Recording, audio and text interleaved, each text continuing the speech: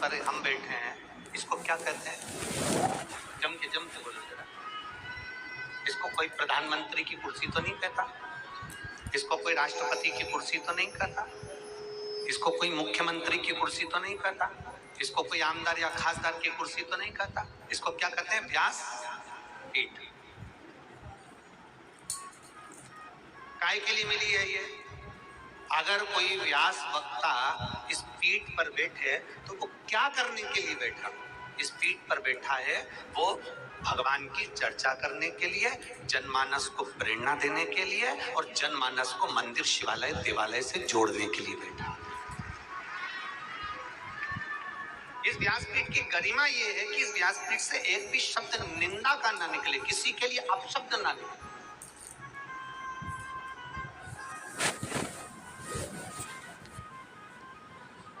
और मेरी परतवाड़ा की जीजियों, आपसे कहना चाहेंगे, निवेदन करना चाहेंगे कि इस व्यासपीठ पर देवाधिदेव महादेव की कृपा से जब भी आते हैं तो माता सरस्वती से कहकर आते हैं, माँ ऐसी कृपा करना इस कंठ से कोई ऐसी वाणी ना निकलवाना कि किसी के दिल को चोट पहुंच जाए, किसी के हृदय को चोट पहुंचे। ऐसी वाणी नहीं चाहिए। किसी की निंदा इस व्यासपीठ से ना निकले।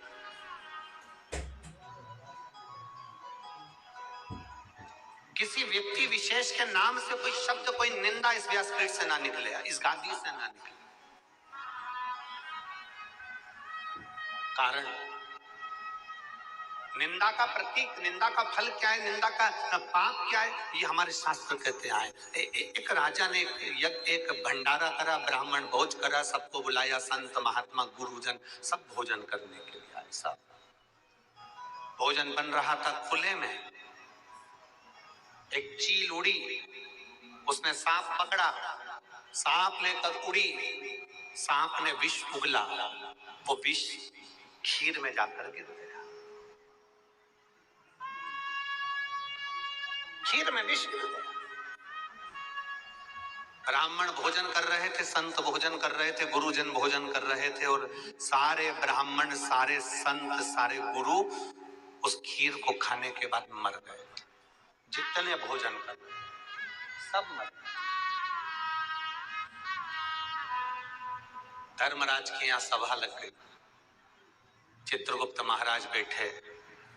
चित्रगुप्त महाराज ने धर्मराज से पूछा, बताइए इतने सारे ब्राह्मण और संत मरे हैं, इसका पाप किसके माथे पर देना?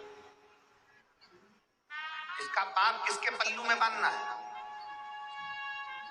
इतने ब्राह्मण, इतने संत मरे, इसका पाप किसके माथे पर दिया जाए? राजा के माथे पर, जिसने ब्राह्मण संत भोज रखा, उस सर्प के माथे पर जिसने अपना विष उगल दिया, उस चील के माथे पर जो सर्प लेकर जा रही थी, जो भोजन बना रहा है उसके माथे पर, इतने सारे ब्राह्मण संतों के मरने का पाप किसके माथे पर दिया जाए? बोलो धर्मराज, बताइए। मैं किताब लेकर बैठा हूं, मुझे इसमें निर्णय देना है। आप बताओ किसके माथे पर दिया जाए? धर्मराज ने कहा 4 दिन रुक जाओ, उसके बाद में निर्णय लेंगे कि इसका पाप किसके माथे पर दिया जाए। 4 दिन निकले। राजा के नगर में 4-5 संत ब्राह्मण और आ गए। उन्होंने एक स्त्री से पूछा, माता जी राजा का भवन कहाँ है? स्त्री ने पूछा, क्यों? हमें भूख लगी है तो राजा के भवन में हम भोजन करेंगे। स्त्री ने कहा, बाबा सामने राजा का भवन है, परंतु हमारे यहाँ का राजा ऐसा है कि भोजन में जहर मिलवाकर ब्राह्मण संतों को मार डालता है। ऐसा खोलना राजा है हमारे यहाँ का, ऐसा बेकार राजा है हमारे यहाँ का। संत ब्राह्मण वापिस लौट गए। धर्मराज ने चित्रगुप्त को बुलाया और बुलाकर कहा, जो ब्राह्मण और संत मरे थे उनके मरने का पाप इस स्त्री के माथे पर डाल दिया जाए। उनके मरने का पाप इस स्त्री के माथे पर डाल दिया जाए, क्योंकि इसने निंदा करी है।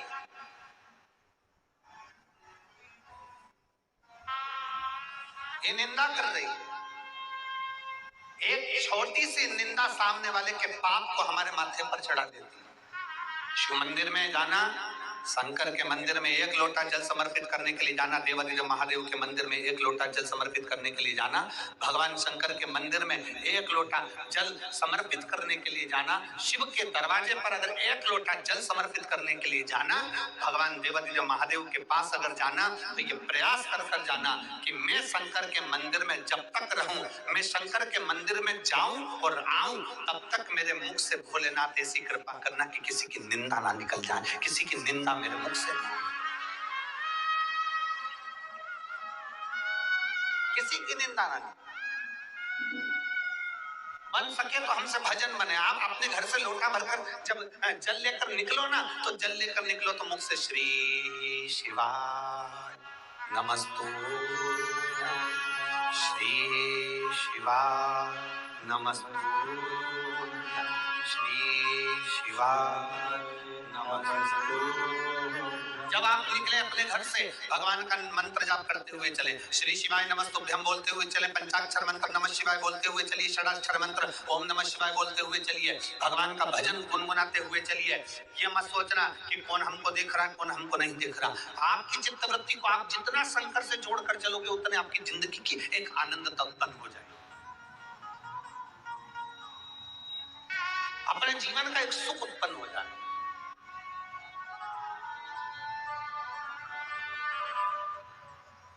अपने भजन के बल को बढ़ाइए, अपने भाव को बढ़ाइए, अपने भाव।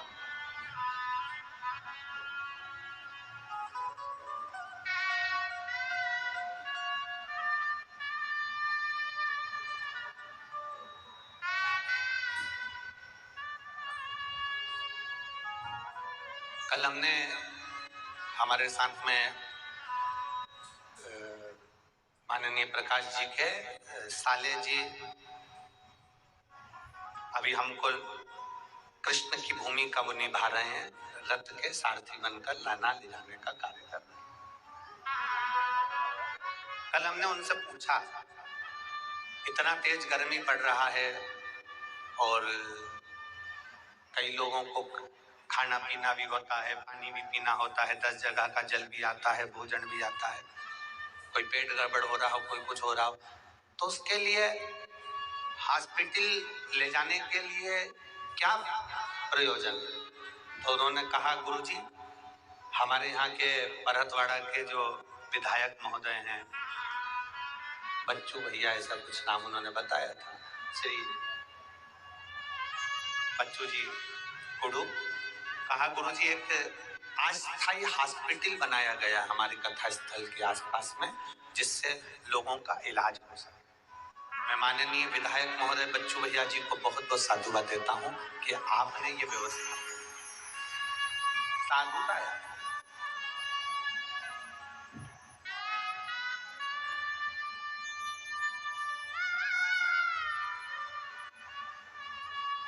बताया कि कुछ बसें भी चलवाई जिससे निशुल्क लोग जाना आना कर रहे हैं। हम उनको बहुत साधुवाद देते हैं, बहुत साधुवाद। एक विधायक होने पर ऐसा निर्मल भाव अगर आपके अंदर शंकर जी के प्रति है तो ये शिव की ही कृपा है और आपके माता पिता की कृपा।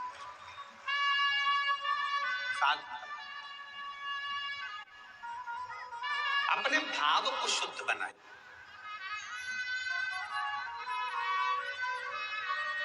और जब तक अपना भाव शुद्ध नहीं होगा ना, भगवान नहीं मिलेगा।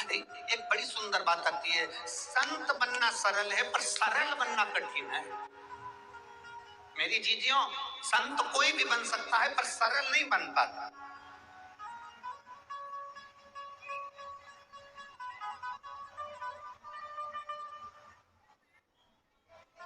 ये कंठी काहे के लिए पहनते हो? तुलसी की। जम के बोलो जरा, गले में तुलसी की कंठी काहे के लिए पहनते हो? गले में रुद्राक्ष काहे के लिए पहनते हो? गुरु जी से मंत्र काहे के लिए लेते हो? गुरु दीक्षा काहे के लिए लेते हो? बड़े बड़े अवधे पर जाकर बैठ जाए और आपने किसी गुरु से मंत्र लिया है, कंठी पहनी है, गले में अगर तुलसी की माला पहने हो, गले में अगर रुद्राक्ष की माला पहने हो, कंठी का मतलब होता है कि अपने कंठ से किसी की निंदा ना निकले, कंठी का मतलब है अपने कंठ से किसी की बुराई ना निकले। कंठी का मतलब है अपने मुख से किसी के लिए अपशब्द ना निकले। तो समझ लो कि तुम किसी गुरु के चेले हो और तुम्हारा शास्त्र, तुम्हारा वेद, तुम्हारा पुराण तुमको ये बता रहा है कि तुमने उस कंठी को धारण करा है, तुमने अपने कंठ को शुद्ध कर लिया है।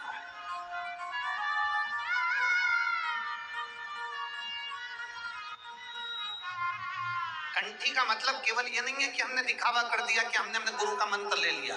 कंठी का मतलब ये नहीं है कि हमने दिखावा कर लिया और हम उस गुरु के चेले हो गए ना।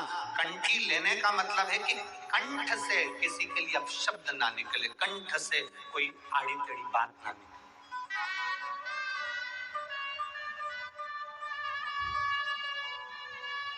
और मत बुरे कर्म कर बंदे वरना पछताएगा, भगवान की आंखों से तू बच नहीं पाएगा, तू बच नहीं पाएगा। अरे ओ अज्ञानी मत कर नादानी, तेरे कर्म का फल भी तू ही पाएगा, जैसा किया तूने तेरे आगे आएगा। मत बुरे कर्म कर बंदे वरना पछताएगा, भगवान की आंखों से तू बच नहीं पाएगा, तू बच नहीं पाएगा। ऐसा कर्म क्यों करना? कंठ में कंठी पहने हो और मुख से निंदा कर रहे हो, कंठ में कंठी पहने हो और अपने मुख से आप शब्द कह रहे हो, तो ये श्रेष्ठता नहीं बनती। मेरी जीजियों और मेरे जीजाओं, मेरी बेटियों, मेरे बेटाओं, जिंदगी में एक बात याद रखना, जो फसल बोओगे वही तुमको काटना पड़ेगा, वही काट। मंदिर काहे के लिए जाते हो? जम के बोलो जरा जल्दी से। मंदिर काहे के लिए जाते हो? भगवान को अपना दुखड़ा सुनाने के लिए, भगवान से मांगने के लिए। चलो अच्छा, इसको अपन बाद में सुनेंगे, पहले ये बताओ जमीन किस किस के यहाँ पर है? खेती, खेती किस किस के पास में? हाथ उठाओ जरा। जमीन किस किस के पास में? चलो ठीक है, साधुता। भगवान आपकी और 2-4-6 बीघा और आगे बढ़ा।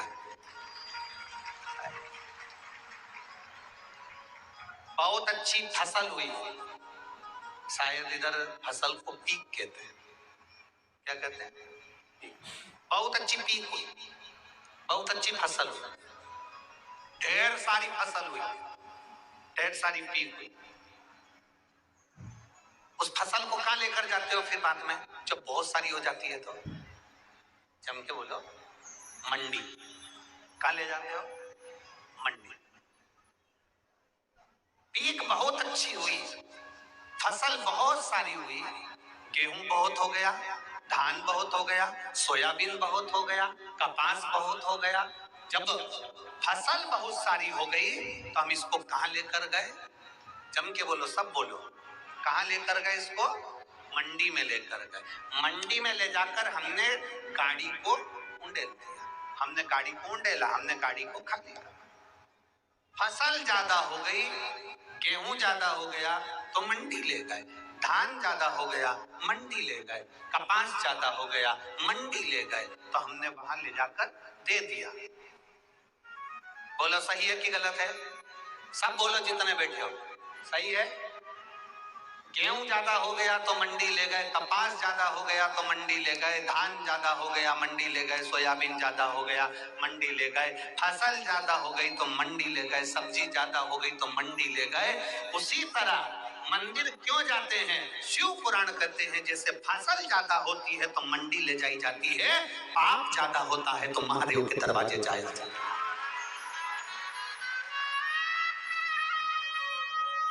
मंडी में जाकर फसल को खाली करा जाता है, और मंदिर में रोज जब हम देवाधिदेव महादेव को लोटा भर के जल चढ़ाने जाते हैं ना, तुमको तो मालूम भी नहीं पड़ता हमारे ऊपर जो जो पाप चढ़ा हुआ होता है वो धीरे धीरे जल चढ़ाते चढ़ाते जब हम महादेव के सामने अपने शीश को झुकाते हैं तो जैसे ट्राली बैलगाड़ी जैसे फसल की गाड़ी खाली हो जाती है, जब हम महादेव के आगे शीश झुकाते हैं तो हमारे ऊपर का पाप भी खाली हो जाता है।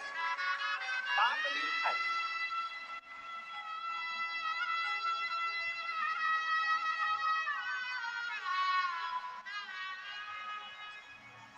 फसल ज्यादा हो गई, हम उसको मंडी ले गए।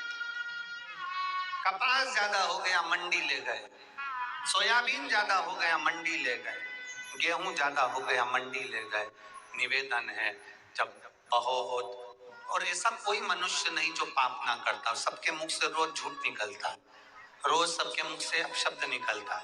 हम कितना भी समझा दे तुमको तो भी तुम मुख से कुछ ना कुछ गाली निकल ही जाएगी, आड़ा टेढ़ा निकल ही जाएगा। हम कितना भी समझो, हम कितना भी बोल दे तुमको, तुम फिर भी कहीं ना कहीं हमारी वाणी से निकल ही जाता। कली काल है ना, कलयुग है ना, हम कितना भी समझा लें तो भी निकल जाएगा। तो क्या करना है हमको? फसल को मंडी लेकर जाओ तो इस शरीर को कहाँ लेकर जाना है? मंदिर लेकर जाना। फसल मंडी में जाती है, वहां खाली हो जाती है। ये शरीर जब देवाधिदेव महादेव के उस मंदिर में, उस देवालय में, उस शिवालय में जब जाता है तो ये पाप भी हमारा खाली हो जाता है। पाप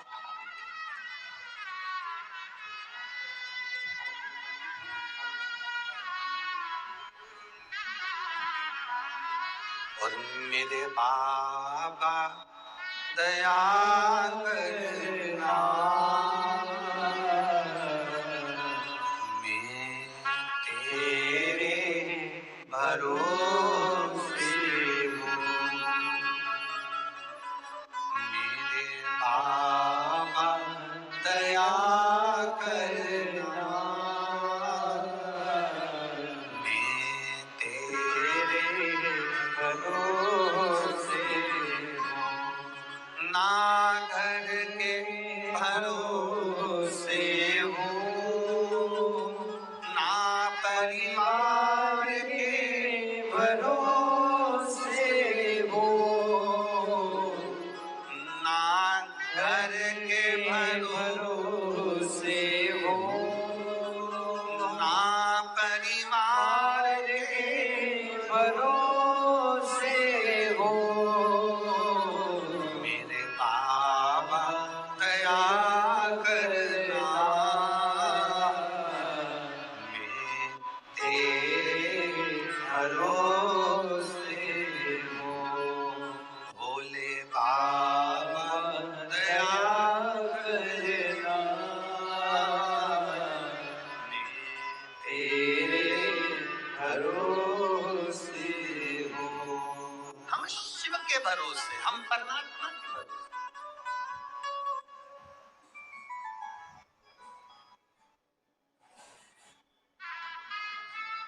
उसके आश्रित हो गए। इस मुख से निंदा ना निकले, इस मुख से अपशब्द ना निकले, कंठी पहनने के बाद कंठ से आड़ी टेढ़ी बात ना निकले। और लिखण वाले तू हो के दयाल लिखना, मेरे जिह्वा पे शिव जी का प्यार लिखना। मेरी इस जिह्वा पर, मेरे इस वाणी पर भगवान का नाम लिखना, अपशब्द ना लिखे। संत बनने के लिए सरल बनना पड़ेगा। शंकर भगवान के लिए, शंकर भोले हैं इसलिए भोला बनना पड़ेगा। जो जैसा है ना उसके जैसा वैसा बनना पड़ता है। मेरी जीजियां बैठी है ना, जब ये बच्चे को भोजन कराती है ना, बूढ़े से बूढ़े लोग जब बच्चे के साथ खेलते हैं ना तो बच्चा बन जाता है। बोलो री जीजिया, सही बात है। और क्या उसकी मम्मी भी क्या तोतरी बोले क्या? नहीं, पर बच्चे के साथ में उसको तोतरा बोलना पड़ता है। ले अब वो कितनी कितनी लीला करती है। वो कौआ आया, कौआ आया, कौआ आया, कौआ आया। फिर बच्चे को डराती भी, बच्चा अगर एकदम डरता है ना तो बाबा आया। बच्चा खूब रो रिया हो ना, खूब तेज रो रिया हो तो माँ क्या कह देती है तब, बोलो बोलो जम के बोलो बाबा आया। बच्चा एकदम डर जाता है, रोना, अरे बोलो तो जम के बंद। थोड़ी देर के लिए देखेगा कहाँ आया, जब उसने देख लिया नहीं आया तो फिर माँ फिर चिल्लाती बाबा आया। बच्चा रोना बंद। शिव महापुराण की कथा कहती है बच्चा रो रहा है और माँ कह देती है बाबा आया तो बच्चा रोना बंद कर देता है। संसार सागर में आप रो रहे हो और व्यासपीठ से सुन लो कि कोई तुमसे कह दे कि शंकर भगवान आएंगे और तेरा दुख मिटा कर जाएंगे, समझ लेना बाबा आएगा और दुख मिटा कर। रोना बंद। मेरे बाबा दया कर देना, मैं तेरे भरोसे हो। मेरे बाबा दया कर देना, मैं तेरे भरोसे। रोना बंद। अब क्या रो, अब बाबा आ गया, बाबा आया, बच्चे ने रोना बंद करा। माँ को बच्चे के साथ बच्चा बनना पड़ता है। माँ को जैसा बूढ़ा व्यक्ति भी है ना तो बूढ़े के साथ बूढ़ा बनना पड़ता है। माता पिता को बच्चे के अनुकूल चलना पड़ता है। जैसा वो है उसके अनुकूल रहना पड़ेगा। तो क्या माँ बच्ची है? क्या घर का बुजुर्ग बच्चा है? पर बच्चे के साथ बच्चा बनना पड़ता है। उसी तरह मेरे महादेव भोले हैं, मेरे महादेव भोले भाले हैं, इसलिए उनका नाम है भोले शंकर। तो हमको क्या बनना पड़ेगा? महादेव जैसा भोला बनना पड़ेगा। जब आप भोले बन जाएंगे महादेव आपके साथ हो जाएंगे, फिर आपका दुख महादेव का होगा। आपका दुख महादेव। एक पत्र है,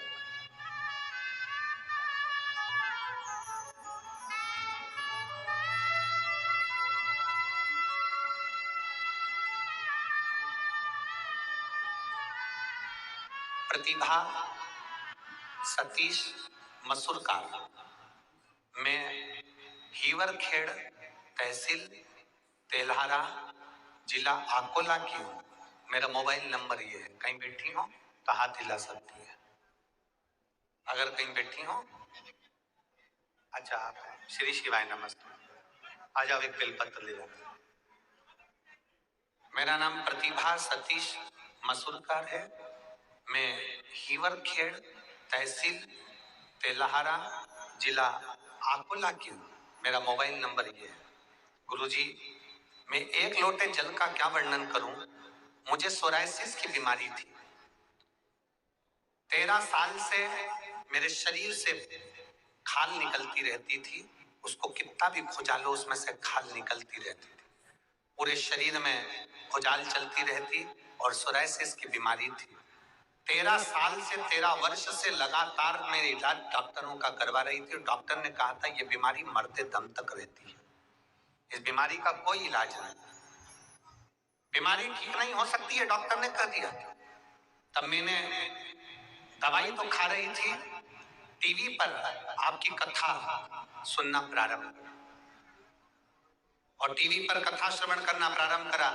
एक लोटा जल देवादिदेव महादेव को समर्पित करती, उस जल को लाती, पीती और अपने शरीर पर लगा लेती। गुरुदेव, मैं बाबा का क्या गुणगान करूं, जहां दवाइयां असर ना कर पाई। सोराइसिस की बीमारी मरते दम तक रहती है, लोग कहते हैं, डॉक्टर कहते हैं, पर मेरे देवादिदेव महादेव ने मुझे 4 महीने में अच्छा कर दिया और बाबा की कृपा से आज मैं पूर्ण तरह से ठीक हूं और मेरी बीमारी भी ठीक है। ये शिव तत्व, अब शरीर में मुझे वो बीमारी नहीं है। शिव तत्व था, शंकर हो गए। एक माने एक लाइन लिखी है,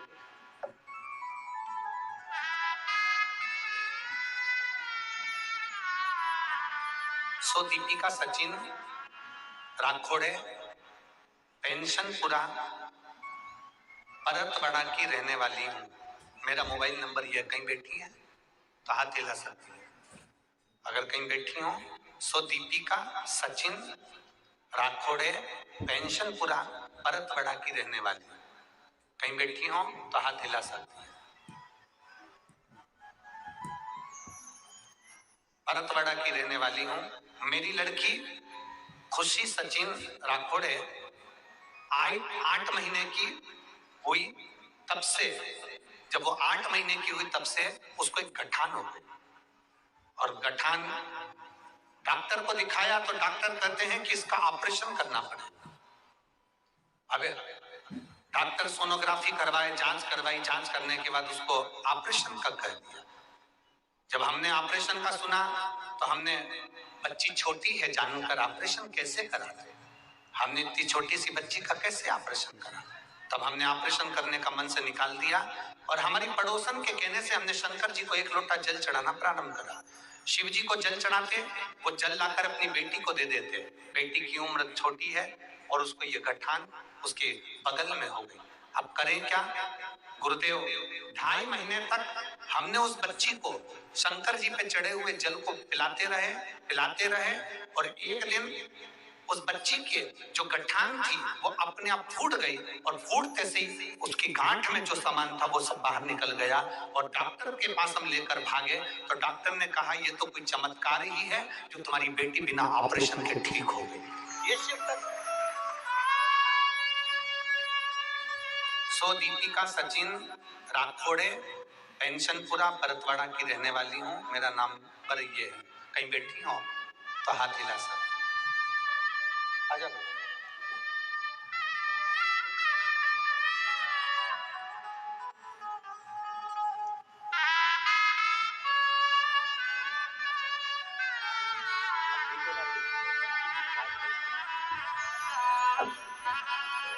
शरीर पूरा ठीक हो गया, हाथ वगैरह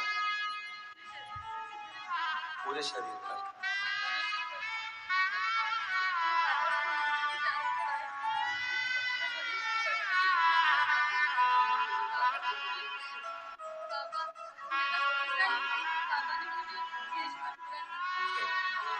अब ठीक है ना बेटा?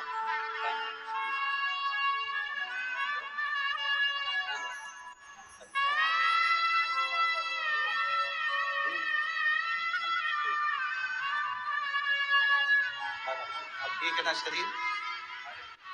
13 वर्ष से सोरायसिस की बीमारी थी, पूरा शरीर हो जाते, पूरे शरीर में थी, और देवाधिदेव महादेव ने आज पूरा शरीर बाबा की कृपा से ठीक हो गया।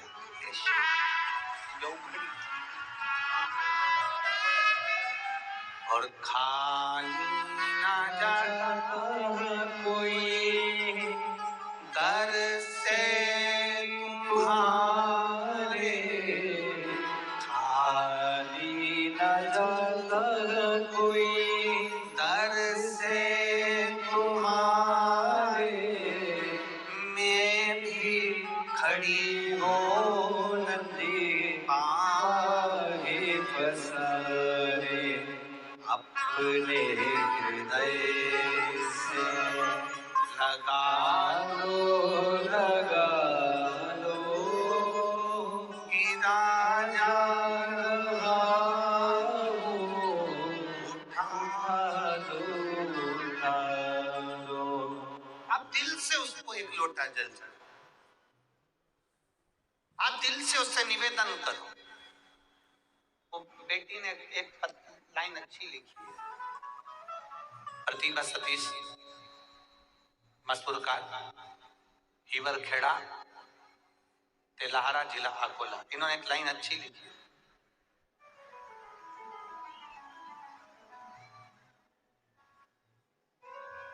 मैं शिव जी के मंदिर में जाकर कहती थी कि बाबा मेरे भरोसे को टूटने मत दे।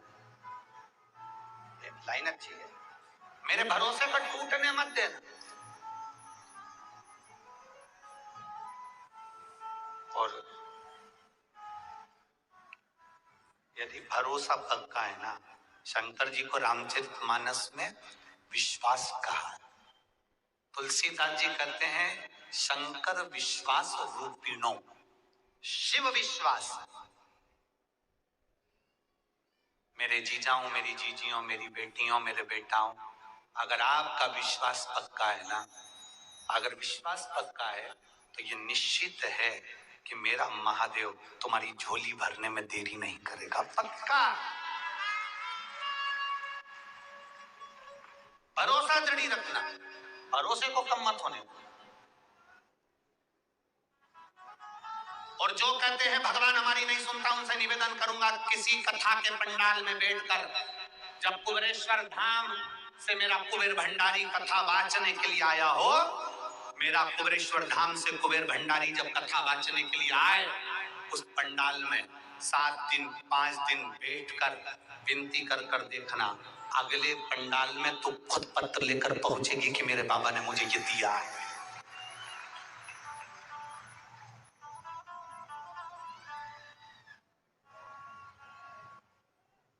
विनय करिए।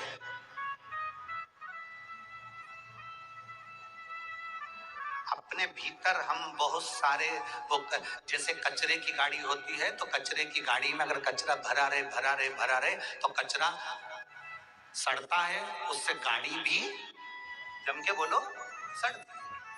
अनाज की गाड़ी में अनाज भरा रहे तो अनाज सड़ जाता, अनाज सड़ा तो नीचे से गाड़ी सड़ जाती। आपने जो अपने अंदर भर कर रखा है वो हमारे शरीर को सड़ा रहा है।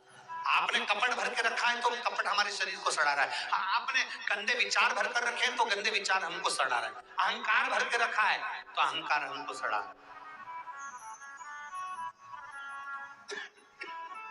अपने भीतर जो हमने भरा, इसलिए कचरे की गाड़ी को खाली करना जरूरी है, अनाज की गाड़ी को खाली करना जरूरी है, बर्तन में पानी भरा है तो उसको खाली करना जरूरी है, वरना जंग लग जाएगी। प्लास्टिक की बाल्टी होगी तो बाल्टी चिकनी हो जाएगी, पानी भरा रहेगा तो उसमें कई जम जाएगी। इसलिए कपड़ा पानी में पड़ा रहेगा तो वो पानी में कपड़ा भी बेकार हो जाएगा। शास्त्र कहता है खाली करना जरूरी है। डब्बे में भरा है खाली करो, बाल्टी में भरा है खाली करो, कचरा भरा है खाली करो, अनाज भरा है खाली करो, कुएं में पानी भरा है, कुएं को भी खाली करना जरूरी है। अगर कुआं खाली नहीं होगा तो पानी बदबू मारने लगेगा, कुएं को भी खाली करना जरूरी है। उसी तरह कुएं को खाली करना जरूरी है, तालाब को खाली करना जरूरी है, अनाज की गाड़ी को खाली करना जरूरी है, कचरे की गाड़ी को खाली करना जरूरी है। तो ये बात याद रखना, अपने दिल को भी महादेव के सामने कहकर खाली करना जरूरी है। खाली करो।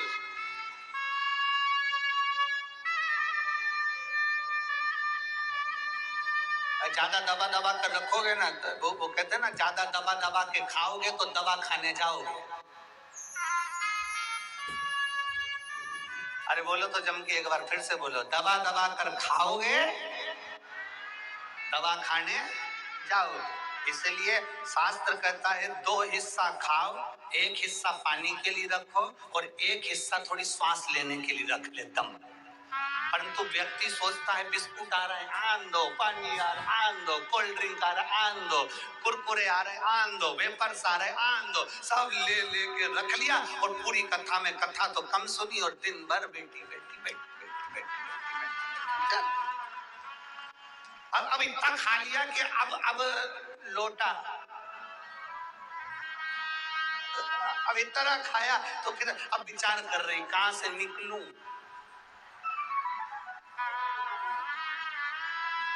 कहां से जाऊं, सारी जनता भरी पड़ी है, कहां करूं। कथा में बैठो ना तो पानी भी उतनी मात्रा में पियो जितना शरीर को लगे। मालूम पड़े ज्यादा पी लो तो 25 बार किधर से जाऊं।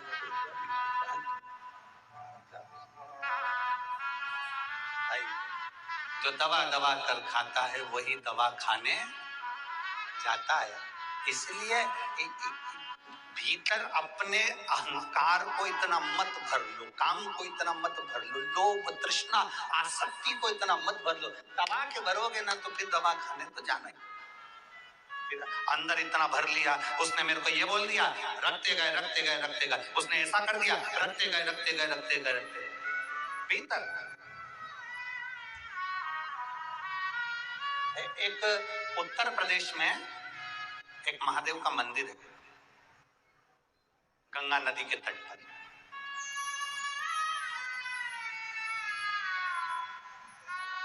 हमीरपुरा उत्तर प्रदेश में पड़ता है, गंगा नदी के तट पर। हडिम्बेश्वर महादेव, आप सब उसका नाम बोलेंगे हडिम्बेश्वर। हिडिंबा जो थी वो भीम की धर्मपत्नी थी, उसी के नाम से ये मंदिर है, हडिम्बेश्वर महादेव।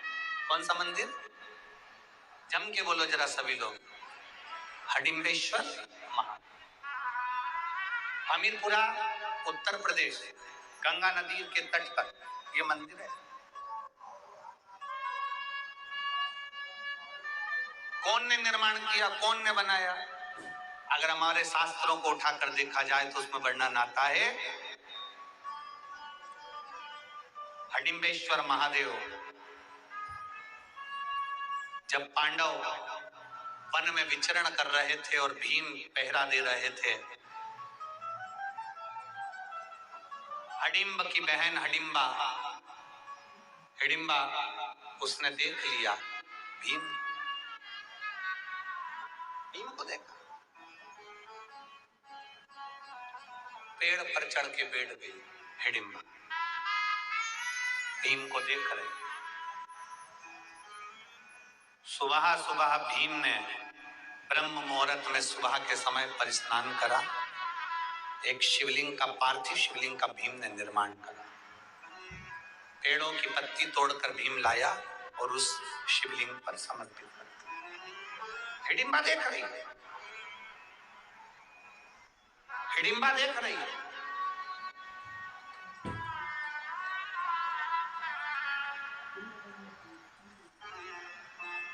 हमीरपुरा उत्तर प्रदेश में हडिम्बेश्वर महादेव, गंगा नदी के तट पर, जो उत्तर प्रदेश के रहवासी हैं वो दर्शन करते होंगे वहां। हिडिंबा देख रही है, भीम ने ब्रह्म मुहूर्त में एक शिवलिंग का निर्माण करा, पार्थिव शिवलिंग का निर्माण करा, वृक्ष की पत्ती तोड़कर लाया और भगवान शंकर को चढ़ा दिया। हाथ जोड़ के बैठ गए। हिडिंबा राक्षसी, उसकी वृत्ति अच्छी नहीं थी, उसका विचार अच्छा नहीं था। वो तो भीम को खाने को आई थी, वो भीम को मारने के लिए आई थी, पांडवों के प्राण लेने के लिए आई थी, प्राण ग्रहण करने के लिए, प्राणों को नोचने के लिए आई थी, वो समाप्त करने के लिए आई थी। और वो हिडिंबा बैठ गई पेड़ पर, वृक्ष पर, भीम को देखती रही। एक दिन निकल गया, भीम को देखती रही। 2 दिन निकल गया, भीम को देखती रही। हिडिंबा से रहा नहीं गया।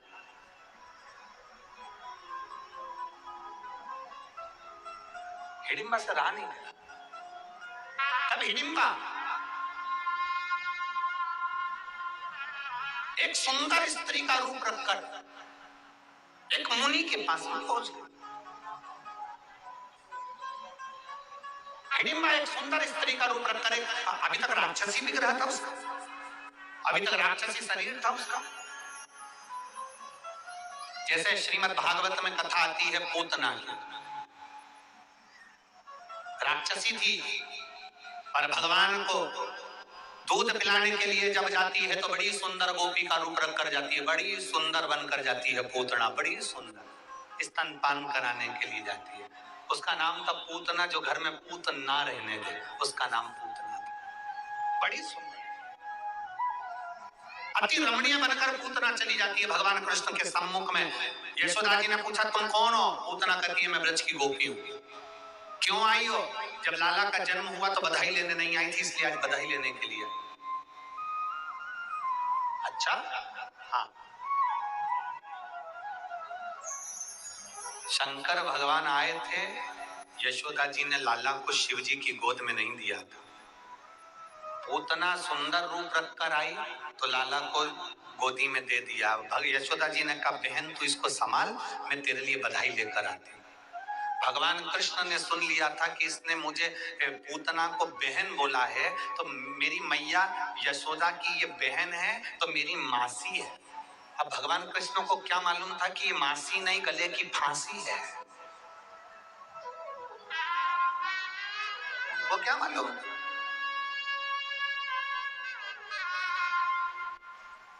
अब क्या करा भगवान कृष्ण ने? ये हिडिंबा का चरित्र चल रहा है, उसमें अपन समझे जरा पूतना का चरित्र।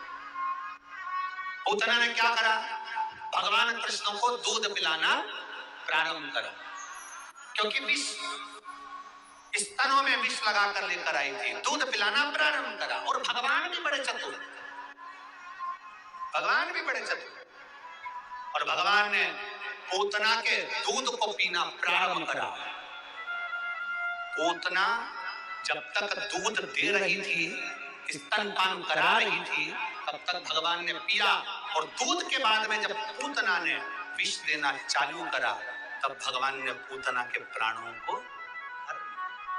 अब भागवत में एक संवाद बड़ा विचित्र आता है कि भगवान ने पूतना का स्तनपान क्यों किया। मैया यशोदा का स्तनपान करना था, फिर पूतना का क्यों करा। भगवान कृष्ण ने पूतना के दूध को क्यों पिया, स्तनपान क्यों करा। श्रीमद् भागवत में श्रीमद् वल्लभाचार्य जी सुबोधनी के अंदर वर्णन करते हैं कि ये पूतना सारे ब्रज के बच्चों को स्तनपान कराती कराती आ रही थी। ये पूतना सारे ब्रज के बच्चों को स्तनपान कराती कराती आ रही थी। बच्चों के प्राण स्तनपान करने से छूट रहे थे, मर रहे थे। तो जितने बच्चों के प्राण छूटते थे वो मुख से छूटते थे, दूध पीते पीते। तो प्राण पूतना के स्तन में भर चुके थे। सारे ब्रजवासियों के बच्चों के प्राण पूतना के स्तन में भरे हुए थे। तब भगवान कृष्ण ने विचार करा, इसके स्तन में सारे ब्रज के बच्चों के प्राण भरे हैं, दूध पीऊंगा तो इन सभी प्राणों को मैं निकाल कर अपने उदर में रख लूंगा, क्योंकि ये ब्रजवासी के प्राण हैं और ब्रजवासी मुझे प्राणों से प्रिय हैं। भगवान कृष्ण ने पूतना के दूध को पीना प्रारंभ करा और पीते पीते सारे प्राण निकाल कर अपने पेट में रख लिए, उदर में रख लिए। अब उदर में वो प्राण रह गए। छोटे छोटे ब्रजवासी के बच्चों के प्राण भगवान के पेट में रह गए। समय आया, भगवान धेनु चराने के लिए जाते, उससे पहले भगवान जब बाल्यावस्था में थे तो भगवान ने मिट्टी को उठाकर खा लिया। बोलो, कथा सुनी कि नहीं सुनी सबने? जम के तो बोलो जरा, सुनी है? भगवान ने क्या करा, अपने चरण की रज को उठाकर खाया। अपने पांव की मिट्टी को भगवान कृष्ण खा रहे हैं, अपने चरण की रज को भगवान खा रहे हैं। अब दुनिया के लोगों ने कुछ भी बोला हो कि चरण की रज क्यों खाई, माता को ब्रह्मांड का दर्शन कराना था, पृथ्वी का दर्शन कराना था, पूरे विश्व का दर्शन कराना था। पर भगवान कृष्ण से कोई पूछे कि तुमने ब्रज की रज अपने मुख में क्यों खाई, तब भगवान कृष्ण का वाक्य रहेगा, जिन ब्रजवासियों के प्राण पूतना ने हरे थे, उनके प्राण मैंने स्तन में से निकाल कर अपने पेट में रखे थे। ये बाहर के ब्रजवासियों का उद्धार तो मेरे चरण की रस से हो जाएगा, पर जो अंदर ब्रजवासी पड़े हुए हैं इनका उद्धार कैसे होगा। तब भगवान ने अपने चरण की रज खुद खा ली और अंदर बैठे हुए जीवों का कल्याण कर दिया। अपने चरण की रज स्वयं खा, स्वयं अपने चरण। हिडिंबा देख रही है, जैसे पूतना सुंदर स्त्री का रूप कर गई थी, वैसे हिडिंबा बड़ी सुंदर रूप धर कर गई। एक मुनि के सामने पहुंच गई। अड़भंग मुनि अपने वेश में आनंद लेते हुए चल रहे थे। चरण प्रणाम। हिडिंबा ने सुंदर स्त्री का रूप रखकर पहली बार किसी मुनि को प्रणाम करा। ये जब जब साधु संतों को देखती थी तो खा जाती थी, आज पहली बार प्रणाम कर रही। जरा विचार करिएगा, भीम को शिवलिंग की पूजन करते हुए देखा तो हिडिंबा का विचार बदल गया। उसने मुनि को, संत को खाया नहीं, उनको प्रणाम किया। प्रणाम। लोग कहते हैं, इतने सारे लोग कथा में आते हैं, क्या सबका मन बदल जाता है? हम कहीं नहीं बदलता, थोड़ा बहुत तो असर आता होगा। थोड़ा बहुत भी अगर असर आ गया ना शंकर की भक्ति का तो बहुत है, उतना धीरे धीरे धीरे धीरे रमता जाए।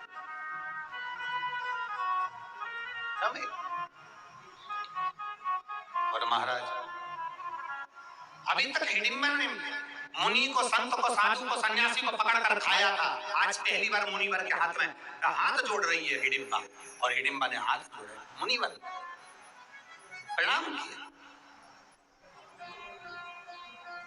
नमन। मुनिवर से पूछा, मुनिवर मेरे को आपसे पूछना है, मैंने देखा है मिट्टी का कोई एक ऐसा पिंडी जैसा बनाता है और उसकी पूजन करता है, उसका विधान क्या है? हिडिंबा को मुनि ने कहा, ये पिंडी नहीं, ये शिवलिंग है, और जो शिवलिंग की आराधना करता है 7 वृक्ष की पत्ती को लाकर महादेव के ऊपर समर्पित करता है, उस भूलवश भी एक बेलपत्र अगर महादेव को चढ़ जाती है, मुनिवर ने कहा उसकी मनोकामना पूरी हो जाती है। हिडिंबा ने कहा जो मांगेंगे वो मिल जाएगा, मिल जाएगा। मैं जिस पुरुष को देखी हूं क्या वो मेरा पति बन जाएगा? बन जाएगा। तुम मांग कर देखो। राक्षसी ने केवल पूजन करते हुए देखा तो उसने मन में विचार कर, राक्षसी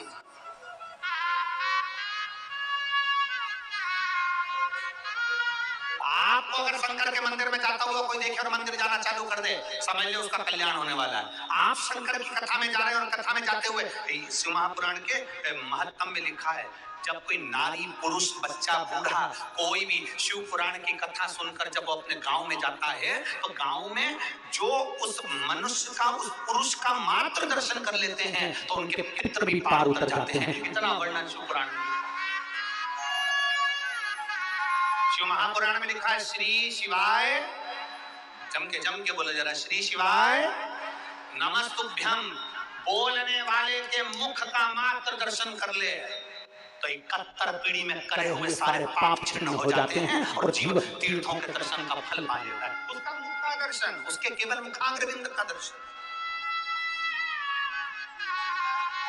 अब इतने सारे आप लोग हो, श्री शिवाय नमस्तुभ्यम बोलकर जाते हो, लोग आपका दर्शन करते होंगे, मुख देखते होंगे, आपका चेहरा देखते होंगे, आपका स्वरूप देखते होंगे, कितनों का कल्याण कर देते हो, कितनों का।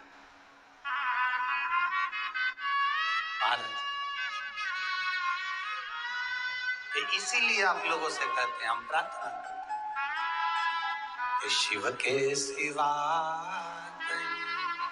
दिल ना लगाना, शिव के सिवा कहीं दिल ना लगाना, वरना पड़ेगा तुझे आंसू बहाना,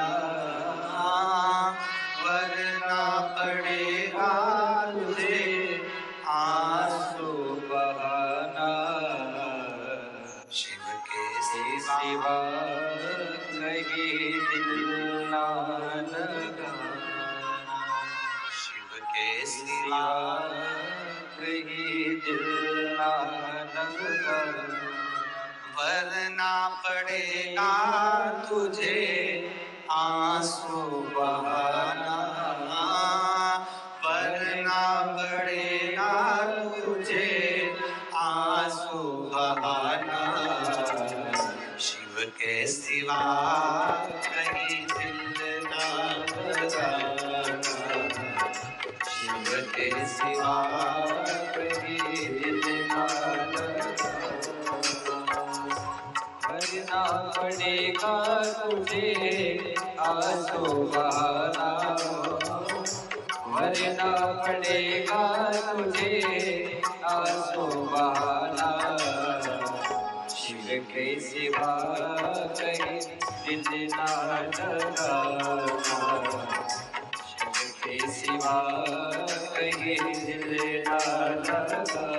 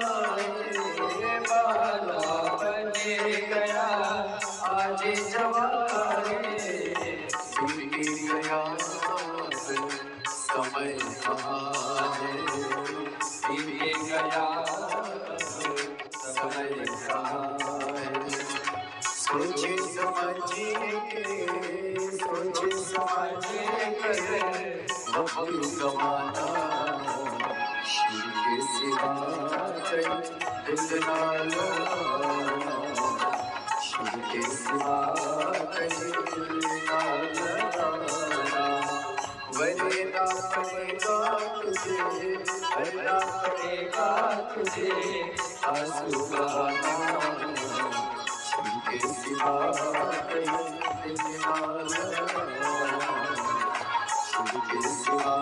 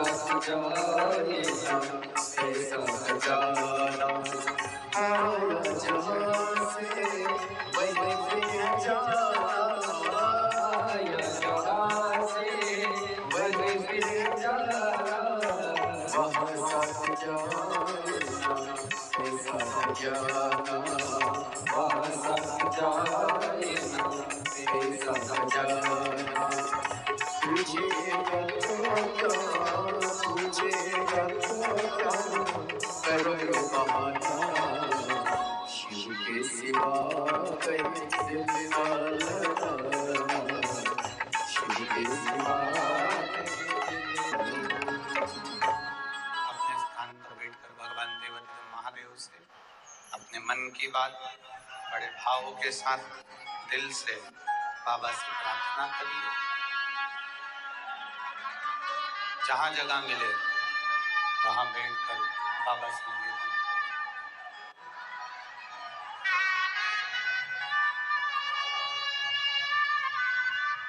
बहुत ज्यादा संख्या में आप लोग आए हैं। निवेदन है धूप में ना बैठें, प्रयास करें पेड़ों की छांव में चले जाएं, गाड़ियों की छांव में बैठ जाएं, या कोई चादर या छाते हो तो वो लगा कर बैठें। बड़े भाव से बाबा से प्रार्थना करिएगा, दिल से निवेदन।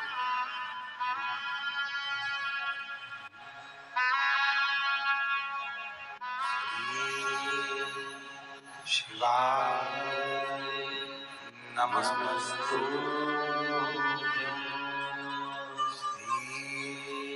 शिवाय नमस्तु।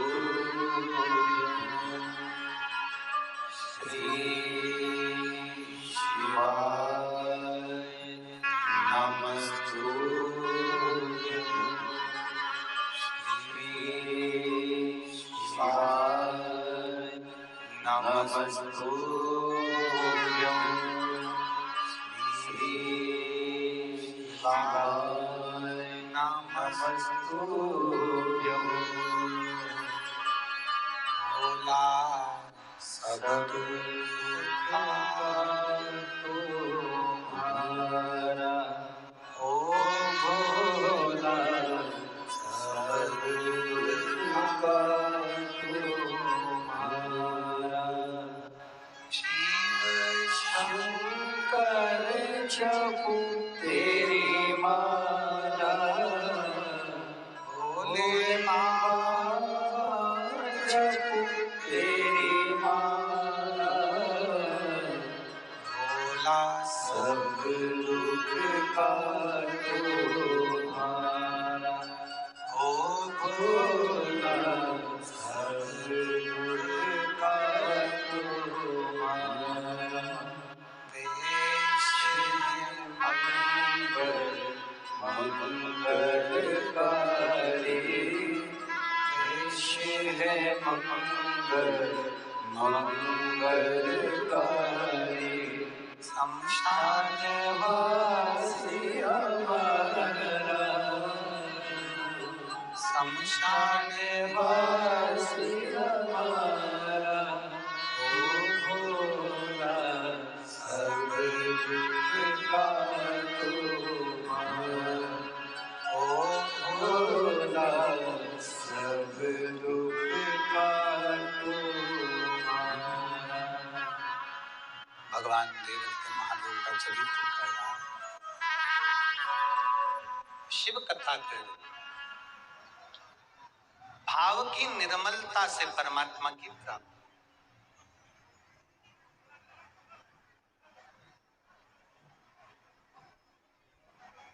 कभी कभी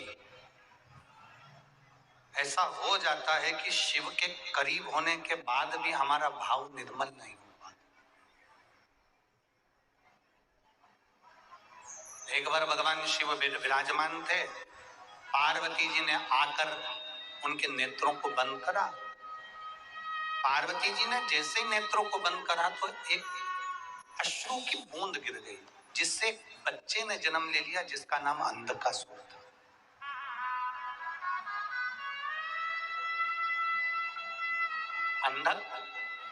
अंधकासुर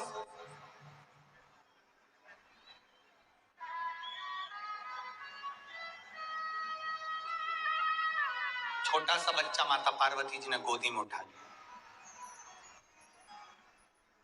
शंकर भगवान ने पूछा, पार्वती ये कौन है? पार्वती जी कहती है, मैंने जब आपके नेत्र बंद करे तो ये बच्चे ने जन्म लिया आपके आंसू से, आपके अश्रु से।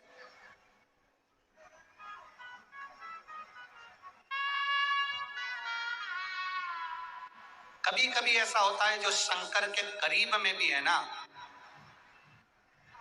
वो भी शिव से दूर। मेरी जीजियों,